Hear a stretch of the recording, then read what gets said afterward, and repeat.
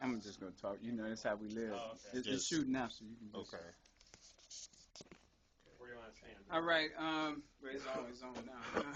Today is Saturday, April 24th. I'm your host, Syron Smith. I am honored, you guys, and look me in the eyes. I am honored that the Alderman from the 32nd Ward came all the way down, was on 56 and Damon with us, where they just found two of the young men, three in the car. I think they was beat to death or something like that, bound in the car. But he came all the way into our neighborhood that you know is struggling to talk to us and break bread with us about what's happening in our neighborhood. Now look at this. We have 18 black aldermen, and not one has supported me come down in the neighborhood in their own wards to even talk about this block by block network that we're building. But it's happening anyway. So I just want to introduce or shake the hand of the alderman for being that bold and coming down. Syron. Well, what do you think about what we're doing here, Scott? Well, I think I'm glad that you guys invited me down, and I like to see people organizing to make their communities better. And I think this is a great way to really extend it across the whole city and show that we're one body and working together to make our city better. Now, you're considered an outcast in the city council. There's 50 of you guys down there. Why are you outcast, man? Outcast, maybe outspoken. Okay. And I think I've just seen a lot of the things going on in the city that I want to change, that I think everybody else that I've spoken to wants to see change. And we just want to work together to make that happen in 2010. Our audience, primarily in the black community, they're always asking, what can I do? What can they do to support what you're doing? Because you are in there fighting that battle with other people who don't necessarily have the best interests at heart. Is there anything that the average voter can do right now? Well, I think that they just need to stand up and speak out about the issues that they face every day.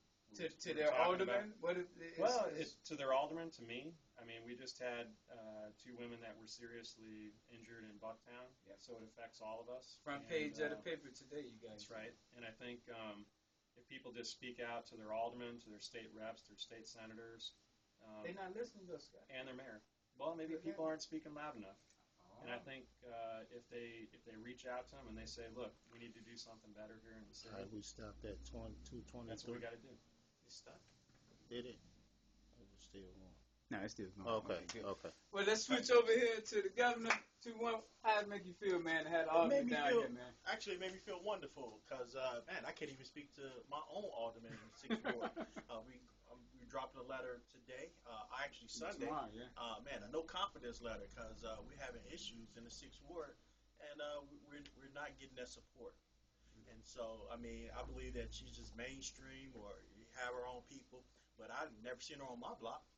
So, what block is it? 67th and Perry, and where we have a lot of stuff going on over there. So, I'm happy to see him in a heart. I was on Red Eye Murder Tracker, Red Eye Murder Tracker, and I've seen so many people murdered in the area that we were in, that we met you in, and something has to change. That's awesome. So now bring it on over here to the world famous Joe Lake.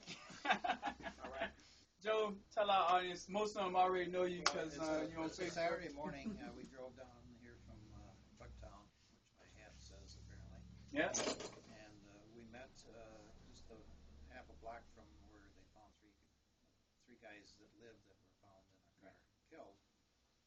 That shows you the seriousness of the situation.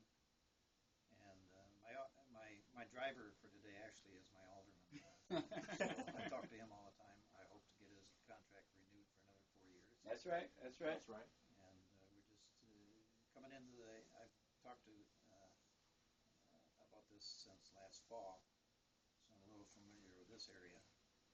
But we just need to all start talking to each other and take care of these, what I refer to in the 15th Ward as killing fields. Mm-hmm. That's right. So, that's all I have to say. But Joe, do you think outside of the 32nd Ward, are the aldermen fighting for for Chicago not to be labeled murder capital of America? No, they're not fighting. And why? What do you think are the key reasons? Like a lot of politicians, once they get in and start drawing $100,000 a year, they get complacent and thinking about their next vacation. That's right, y'all. We in the room with $100,000 a year, man. He was out last night at 3 Yeah. a.m., 4 a.m. with the police Yeah. as a rider, looking for any suspects that may have taken a metal bat to the two young ladies. Wow. They haven't captured that person yet, right? No. So we saying that to the south side, even if that person is out here, we want to make sure that you turn this person in. If someone has the gall to do that, what do you think they'll do to you? So we shouldn't tolerate that in any of our villages anywhere. You mind giving your number out, Joe, to our audience or website or something so they can get in touch with you? Email is CHIC, 3 N's as in November, NNNA @hotmail.com. And I've been told a lot of people see me on Facebook. He has over I have. 4,000 friends on Facebook. Right. I'm a Yeah. friend. You one of my friends. One of my friends. Well, I thank you so much for taking time out, Barbara, our future teacher. You didn't know you was going to be on there. How did it make Let's you feel go. being here? Let's What's go. going on? Showtime. Say what you feel, darling. Say what you feel. You know I always put people on the spot, so. Oh. Stop. Oh, no. Have you met your alderman before? See, you just met the 32nd Ward alderman, though, right? All right, good. All right, well, that's it, you guys. Thank you so very much. And remember, buy your tissue from us. We need your tissue. That's how we go wipe away our problems. One roll of tissue at a time. Thank you. Awesome. Okay.